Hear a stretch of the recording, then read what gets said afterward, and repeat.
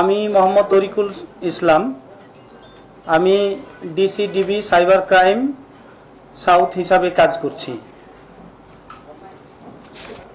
আজকে যে বিষয়টা আপনাদের সামনে আমরা নিয়ে আসছি সেটা হচ্ছে যে সম্প্রতি লক্ষ্য করা যাচ্ছে একটি সংঘবদ্ধ প্রতারক চক্র সামাজিক যোগাযোগ মাধ্যম বিশেষ করে ফেসবুকে রাষ্ট্রের গুরুত্বপূর্ণ ব্যক্তি, প্রশাসন ও পুলিশের ঊর্ধ্বতন কর্মকর্তাদের নাম ও ছবি ব্যবহার করে ভুয়া আইডি তৈরি করে সাধারণ জনগণের সাথে প্রতারণা করে আসছে। এই তথ্যের ভিত্তিতে ডিবি কর্তৃক সোশ্যাল মিডিয়া মনিটরিং কার্যক্রম নিয়মিতভাবে পরিচালনা করা হয়। এরই ধারাবাহিকতায় অদ্য 30-3-2026 খ্রিস্টাব্দ আনুমানিক 16:30 ঘটিকায় শাহবাগ থানাধীন বাংলাদেশ মেডিকেল বিশ্ববিদ্যালয় হাসপাতালের ক্যান্সার ভবনের সামনে পাকা রাস্তার উপর গোপন সংবাদের ভিত্তিতে অভিযান পরিচালনা করে মোহাম্মদ রিপন নামে একজনকে গ্রেপ্তার করা হয়। তো তার প্রতারণার কৌশলটা ছিল এরকম: প্রতারক চক্র সামাজিক যোগাযোগ মাধ্যম ফেসবুকে বিভিন্ন ভুয়া আইডি তৈরি করে, যেখানে রাষ্ট্রের গুরুত্বপূর্ণ ব্যক্তি, প্রশাসন ও পুলিশের ঊর্ধ্বতন কর্মকর্তাদের নাম ও ছবি ব্যবহার করা হয়। এসব আইডির মাধ্যমে সাধারণ জনগণের নিকট বিভ্রান্তিকর পোস্ট প্রদান করা হয়।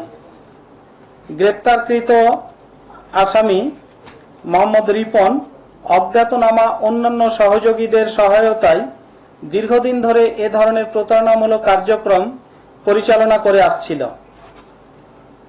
তার নিকট হতে জব্দকৃত স্মার্টফোন বিশ্লেষণে ডাক্তার আয়েশা খাতুন নামীয় একটি ভুয়া ফেসবুক আইডি লগইন অবস্থায় পাওয়া যায়, যার মাধ্যমে রাষ্ট্রের গুরুত্বপূর্ণ ব্যক্তি, প্রশাসন ও পুলিশের ঊর্ধ্বতন ব্যক্তিবর্গের ছবি ব্যবহার করে বিভ্রান্তিকর পোস্ট প্রদান করা হয়েছিল এবং এই আইডি থেকে সে নিয়মিতভাবে বিভিন্ন লোকজনের সাথে ব্যক্তিগত যোগাযোগ তৈরি করে এবং এই যোগাযোগের মাধ্যমে তাদের নিকট হতে টাকা পয়সা দাবি করত।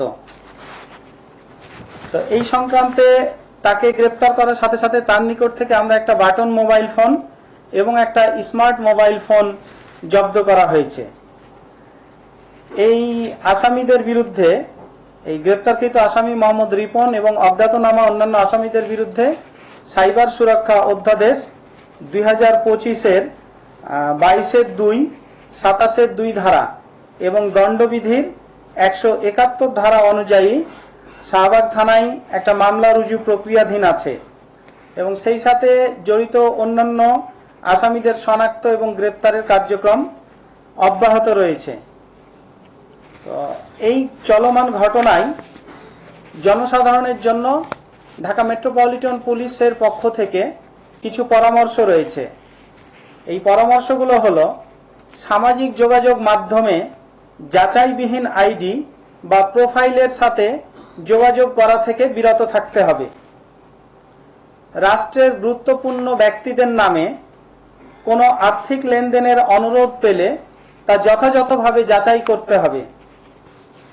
অপরিচিত যে কোনো ধরনের লিঙ্ক, ফেসবুক আইডি বা মেসেজের মাধ্যমে প্রাপ্ত তথ্যের ভিত্তিতে কোনো আর্থিক লেনদেন করা যাবে না। সন্দেহজনক কোনো কার্যকলাপ পরিলক্ষিত হলে সাথে সাথে নিকটস্থ থানায় অথবা আইন শৃঙ্খলা রক্ষাকারী বাহিনীকে অবহিত করতে হবে। আপনাদেরকে অনেক ধন্যবাদ।